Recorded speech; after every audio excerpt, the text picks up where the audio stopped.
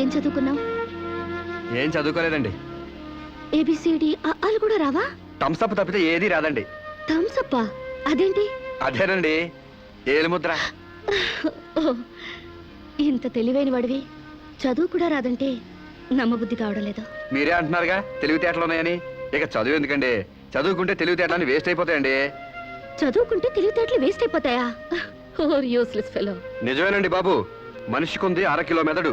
అందులో తెలివితేటలు ఇరికించి చదువుకున్న చదువులు ఇరికితే బుర్ర తట్టుకోలేదండి బాబు. ఈటెక్కి పగిలిపోద్దండి. అందుకు చదువుకోలేదంటావు? హాయ్ సంశివరావు, ఏంటది?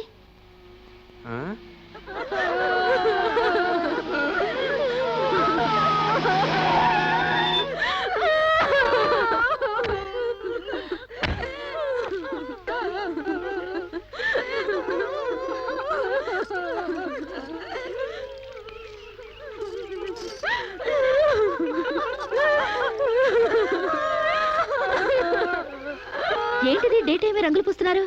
దెయ్యం ఏమైనా పట్టిందా? కాదండి, పాపం ఏదో చేస్తున్నారు. అదేంటి బొట్టు తుడిపేసి గాజులు పగలు కొడుతున్నారు? మొగుడు చచ్చిపోతే అట్టగా చేస్తారండి. లేకపోతే విధవని తెలియదు కదండి పాపం. మీకేమైనా బుద్ధుందా? ఆ మొగుడు టైం బాగోక చేస్తే వాడి కోసం అమ్మాయి స్వేచ్ఛను చంపుతారా? బొట్టు పూలు తీసేస్తారా? మేమే చేయమమ్మా. దాని మొగుడు పోతూ పోతూ దాని పసుపు కుంకాలు పట్టకపోతే పసుపు కుంకాలతో పాటు బట్టలు కూడా పట్టుకెళ్ళిపోయాము. ఈ బట్టలు కూడా విప్పేసి తెప్పండి. మొగుడు ఉన్నప్పుడు అన్నం తింది, ఇక నుంచి అన్నం తింటే మానేస్తుందా? భర్త ఉన్నప్పుడు నీళ్లు తాగింది, భర్త లేడని ఇప్పుడు నీళ్లు తాగడం మానేస్తుందా? మానేదిగా. అలాగే బొట్టు పెట్టుకోవడం ఎందుకు మానేయాలి? పువ్వులు పెట్టుకోవడం ఎందుకు మానేయాలి? చెప్పండి చెప్పండి. మరి వాళ్ళకి బుద్ధి లేకపోతే పోయింది, నీకైనా ఉండక్కర్లేదు. స్టూపిడ్ ఇడియట్లా కూర్చుని ముందు పోపుతావా? మొగుడు చచ్చిపోతే ఒక పూట బాధపడు, 2 పూటలు ఏడు. అంతగా అతన్ని మర్చిపోలేకపోతే అతను ఫోటో పెట్టుకుని ఏడుస్తూనే ఉండు. అంతేగాని ఆడదాన్ని పరువు తీకు.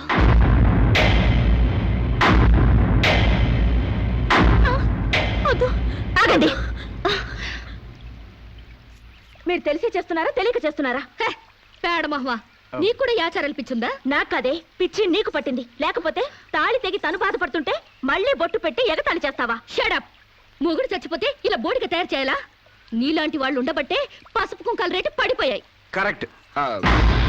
పెళ్ళయ్యాక నీ మొగుడు చేస్తే నువ్వు ముండ మోయకుండా బొడ్డు కింద బొమ్మల చీర కట్టుకుని తెగ తిరుగుతూగానిలే. ఇక్కడ మాత్రం అడ్డం రాకు. లేదా తెలియకపోతే నేర్చుకో. పెళ్ళైన వాళ్ళకి, పెళ్లి కాని వాళ్ళకి, పెళ్ళై భర్త లేని వాళ్ళకి తేడా తెలియడానికి ఈ పద్ధతులు. బుద్ధి లేకుండా మాట్లాడుకో. నాకు పెళ్లి కాలేదు, నీకు పెళ్లి కాలేదు, మొగుడు లేరు, అయినా నువ్వు బొట్టు పెట్టుకోవట్లేదా? బొట్టు చూపించగలవు గాని తాళి బొట్టు చూపించగలవా? పెళ్ళైన తర్వాత భర్త బ్రతుకున్నాడంటానికి సాక్ష్యమే కాలిమెట్టెలు. ఆమె భర్త పోయాడని సాటి మనుషులకి తెలియచెప్పాలి కాబట్టి బొట్టు తీసేస్తారు. పెళ్లి కాకముందు లంగా ఓణీలతో, పెళ్ళయ్యాక చీరా జాకెట్లతో, మొగుడు చచ్చి పెళ్లి ముచ్చట తీరాక తెల్ల బట్టలతో ఉంచడం మన పెద్దలు పెట్టిన ఆచారం. మొగుడు పోయాక కూడా తగుదునమ్మా అని టింగు రంగమని తిరిగితే ఎవడికో తిక్కరేగి శీలం దోచేస్తాడు. దోచేయని శీలం పోతే ఏమైంది? మరి తెగించిన దానివి నీకేం తెలిసే శీలం అంటే? శీలం విలువ తెలిసిన వాళ్ళు అది పోకుండా ఉండటానికి పసుపు కుంకాలు పూలు నగలు తీసేసి తెల్ల బట్టలతో మామూలుగా కనిపించడానికే విధవం చేస్తారు. అంటే అగ్లీగా కనపడాలి. ఇక అమ్మాయికి ఏ మగాడితో టచ్ ఉండకూడదు. ఎవరితో తిరగకుండా అందాన్ని కప్పేసుకుని ఓ మూల కూర్చోవాలి. కానీ పెళ్ళాం పోయిన మగాడు మాత్రం ఎవరితోనో తిరగొచ్చు, ఏమైనా చేయొచ్చు. మొగుడు పోయిన తర్వాత అమ్మాయికి స్పెషల్ డ్రెస్ వేసి మగాడిని ఇండైరెక్ట్ గా అమ్మాయి మీదకి రెచ్చగొట్టడానికి మీరందరూ ఇలా చేస్తున్నారు. I will change this bloody damn thing. ఈ ఆచారాన్ని మారుస్తాను. చాలే ఊరుకోవమ్మా. నీ దారి నువ్వు పోక మధ్యలో నీ గొడవ ఏంటి? నేను సాంప్రదాయకంగా పసుపు కుంకాలు తీసేసి తెల్ల బట్టలతోనే నా భర్తనే తలుచుకుంటా ఇదవరలిగా బతుకుతాను.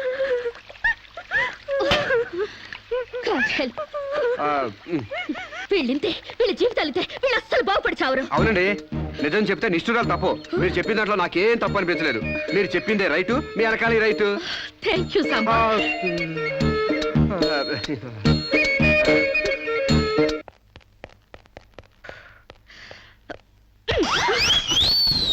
ఒకటి ఈస్ట్ గోదావరి, ఇంకోటి వెస్ట్ గోదావరి రేంజ్ లో పెంచారు. కోనసీమ రేంజ్ కి స్లిమ్ గా తయారు చేస్తాను. నాతో రండి. ఎక్కడికి? ఎక్సర్సైజ్ కి. ఎక్సర్సైజులుకా? మీ సైజులు తగ్గాలంటే ఎక్సర్సైజ్ కంపల్సరీ. మేము ఈ వయసులోనా? ఇంకా 30 టచ్ అవ్వలేదు, అప్పుడే సింటెక్స్ ట్యాంకుల్లా తయారయ్యారు. పదండి పదండి.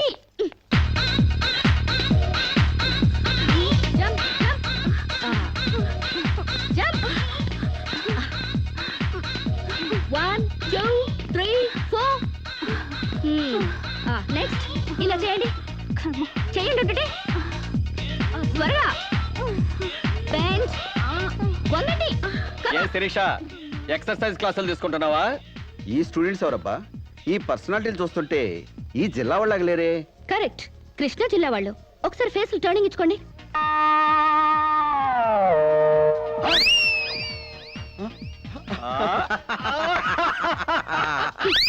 స్టార్ట్ చేయండి, స్టార్ట్ చేయండి, త్వరగా త్వరగా స్టార్ట్ చేయండి. Good good very good. గా మా చెల్లిలాగా స్లిమ్ అయిపోవాలి. బాబాయ్. Change change change. ఓహో ఏంటది స్లో. అమ్మా మీకోసం ఎవరు ఆడవాళ్ళు వచ్చారు. నమస్కారం అండి. నమస్తే. మేము మహిళా మండలి నుంచి వచ్చామండి. నెక్స్ట్ వీక్ మా ప్రోగ్రామ్ ఉంది. అందులో వక్తగా మాట్లాడడానికి మిమ్మల్ని రిక్వెస్ట్ చేయడం. సభకి నమస్కారం. గోష్ఠిని ప్రారంభించవలసిందిగా అలకానంది గారిని కోరుతున్నాను. మహిళలం మనం ఎంతో సాధించాం. చదువుల్లో, ఉద్యోగాలలో 33% రిజర్వేషన్లు సాధించాం. చైర్మన్ లాంటి మగ పదాలను చైర్పర్సన్ అనేలా ఆడా మగకి వర్తించేలా మార్పించాం. ఎంత సాధించినా ఆడదాన్ని తమలపాకుల కట్టగానే చూస్తున్నారు, తల్లో పువ్వుగానే చూస్తున్నారు. ఉదాహరణకి ఆడది ఒక్కతే రోడ్డు పక్కనున్న టీ కొట్టుకెళ్లి టీ తాగితే ఇది లాడ్జింగ్ కేసు అని అంటారు. దీనికి కారణం ఏంటంటే ఒకప్పట్లో మనకు పోరాడే నాయకురాలు లేకపోవడమే.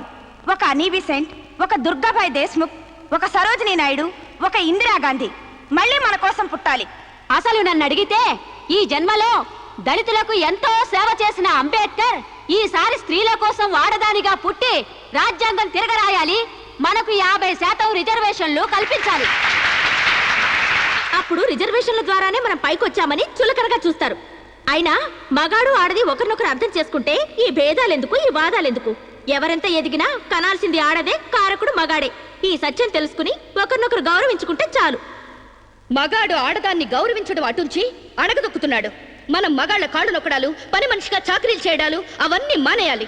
మనకి స్వేచ్ఛ కావాలి. మగాళ్ళు మనకి చేస్తేనే మనం వాళ్ళకి చేయాలి. వాళ్ళు అసలు లెక్క చేయకూడదు. అప్పుడే వాళ్ళు మన దారికి వస్తారు. Correct correct, super correct. ఇచ్చిన స్వేచ్ఛను అలుసుగా తీసుకుని జీవితాన్ని నాశనం చేసుకునే వాళ్ళు కూడా ఉన్నారు. ఫారిన్ వ్యామోహంలో పడి సాంప్రదాయాన్ని కారదనడమే ఫ్యాషన్ అనుకుని ఆడదంటే అసహించుకునేలా స్వేచ్ఛను దుర్వినియోగం చేసుకునే వాళ్ళు కూడా ఉన్నారు. అందుకని అమ్మ చాటి బిడ్డలా మొగుడు పక్కన బిడ్డలా ఆడది బతకాలా? పుట్టే జీవికి ఆడది ఆధారమైనప్పుడు ఆడది మరొకరి మీద ఆధారపడి బతకడం ఏంటి? అదిరింది నా సావిరంగా. కరెక్ట్ అంతే. సమాజంలో సమూలమైన మార్పు రావాలంటే మనిషి పుట్టుకకు మూలమైన వివాహ వ్యవస్థలోనే మార్పు రావాలి, విప్లవం రావాలి. పెళ్లి చూపుల పేరుతో మగాడు ఆడదాన్ని శల్య పరీక్ష చేస్తాడు, శీల పరీక్ష చేస్తాడు. కానీ అదే మగాడిని ఆడది ఏ పరీక్ష చేయకూడదు. సూపర్, సూపర్ అంటే సూపర్ అంతే. అందుకే ఆ మగాడిని ఆడది పెళ్లికి ముందే లొంగ తీసుకోవాలి. ఆ మగాడి ఇంట్లోనే ఆడది పెళ్లి చూపులు ఏర్పాటు చేసుకోవాలి. ఆ మగాడి టోపీ కింద ఉన్నది జుట్టో, బట్టతలో, విగ్గో తెలుసుకోవాలంటే, ఆ కళ్ళజోడు వెనకున్నది గాజు కన్నో, మెల్ల కన్నో, గుడ్డి కన్నో తెలుసుకోవాలంటే, ఆ వంకరకాలో, చెక్కకాలో తెలుసుకోవాలంటే ఆ ఆడది ఆ మగాడిని పెళ్లికి ముందే పరీక్షించాలి. లేకపోతే ఆడది బెడ్రూమ్ లో ఏ చిరంజీవినో నాగార్జున ఊహించుకుంటూ కాపురం చేస్తుంది. అయ్యి బాబు, ఇది అసలైన సూపర్ అండి బాబు. ఈ డైలాగులు ఉపన్యాసాల్లో చప్పట్లకు మాత్రమే పనికొస్తాయి. ఈ విపరీతమైన ధోరణులే మనకి విలువ లేకుండా చేస్తున్నాయి. సాంప్రదాయకంగా పెళ్లి చేసుకున్న మా ముత్తాత సంతోషంగా ఉండేవారు, మా తాత ఇంకా సంతోషంగా ఉండేవారు, మా నాన్న ఇంకా ఇంకా సుఖంగా బతికారు. వాళ్ళు పెళ్లాలతో ఆనందంగా కాపురాలు చేసుకోలేదా? వాళ్ళ భార్యలు ఎవరితోనైనా లేచిపోయారా? లేకపోతే ముందుగానే పరీక్షలు జరిపించి పెళ్లిళ్ళు చేసుకున్నారా? మా తాత, మా ముత్తాతని మగాడి వైపు నుంచి చూస్తున్నావు గాని మీ అమ్మమ్మ, మీ నానమ్మ అని వాళ్ళ సైడ్ నుంచి ఆలోచించావా? మొగుడయ్యాడు కాబట్టి చచ్చినట్టు అడ్జస్ట్ అయ్యి ఎందరో బతుకుతున్నారు. మగ లేని మగాళ్ళ వల్ల ఎందరో గొట్టాలుగా బతుకుతున్నారు. మొగుడికి తెలియకుండా చాటుగా ఎందరో పక్క వాళ్ళతో దొంగ కాపురాలు చేస్తున్నారు.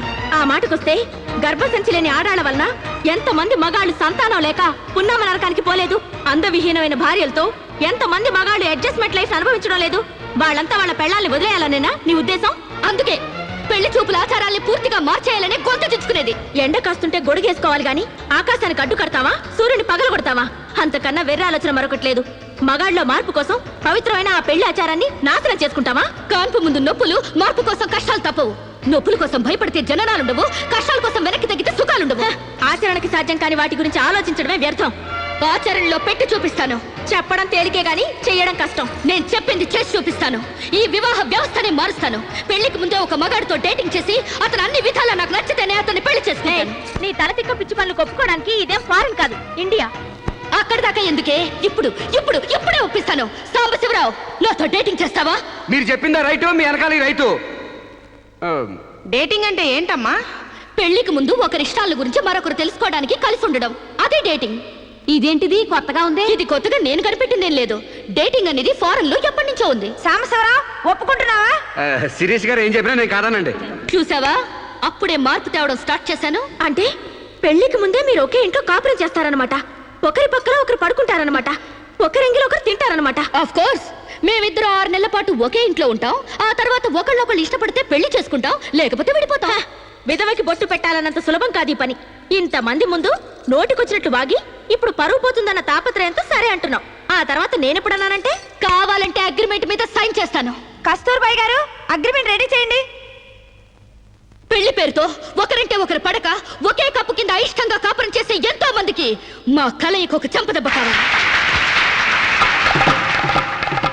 భారతీయ వివాహ వ్యవస్థకే కనువిప్పు కావాలి. సాంబశివరావుని స్టేజీ మీదకి రావాల్సిందిగా కోరుతున్నాను. పండించేది వరి, పుట్టింది ఈస్ట్ గోదావరి. శిరీషమ్మ గారు చెప్పింది చాలా కరెక్ట్. పెళ్లికి ముందే మగాడిని టెస్ట్ చేసి పెళ్లి చేసుకోవాలి. ఎందుకంటేనండి, సపోజ్ నేను ఉన్నానండి, నాకు చాలా పర్సనాలిటీ ఉంది, మంచి దమ్ము ఉంది, మీసం ఉంది, బాడీ కూడా ఉంది. మరి లోపలికి వెళ్తే నాకు మగతనం ఉందో లేదో మీరు ఎవరైనా చెప్పగలరా? నా నరాల్లో కరెంట్ ఉందో లేదో మీరు చెప్పగలరా? కాబట్టి మేడం గారు చెప్పిన డేటింగ్ పెళ్లికి నా ఓటు ముద్ర. జై మేడం, జై మేడం, జై మేడం, జై మేడం, జై మేడం, జై మేడం. పెళ్లికి ముందు ఇద్దరు కలిసుండి ఒకరినొకరు ఇష్టాయిష్టాలను తెలుసుకుని 6 నెలల కాల పరిమితి దాటిన తర్వాత నచ్చితే పెళ్లి చేసుకుంటాం, లేదంటే విడిపోతాం. డేటింగ్ అనబడే ఈ ప్రక్రియను మేమిద్దరం స్టేజీ మీదున్న పెద్దల సాక్షిగా, సభలోని జనాల సాక్షిగా సమ్మతిస్తున్నాం. సంతకాలు పెట్టండి.